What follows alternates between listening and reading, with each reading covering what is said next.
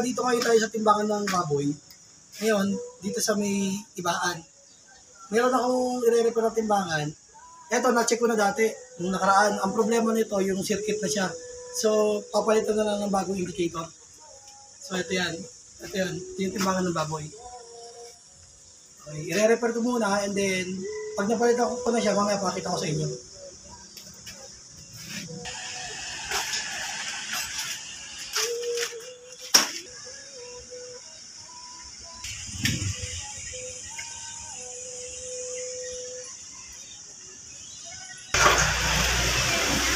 Merienda. Ano siya merienda? Zero. Hindi na siyang zero. Hindi na nag-aso. Okay, so natanggal natin guys yung luma. Ito, papalitan natin yung bago. No. Sabit ko na yung eagle niya.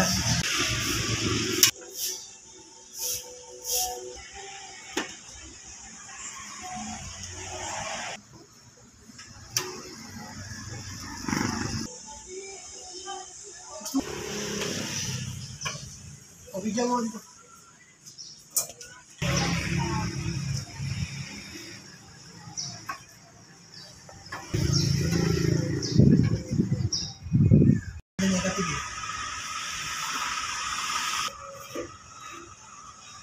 So yun guys, bali tinanggal ko yung kulungan para makita ko yung flooring.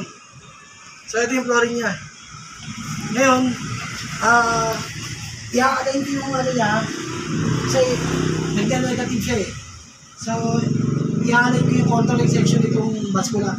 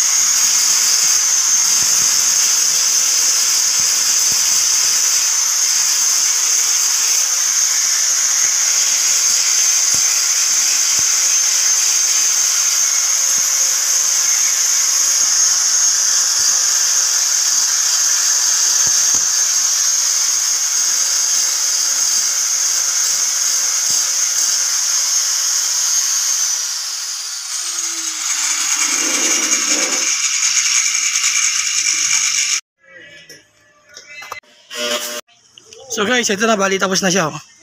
Nakalibate ko na siya, okay na siya. Ayan. Okay na to.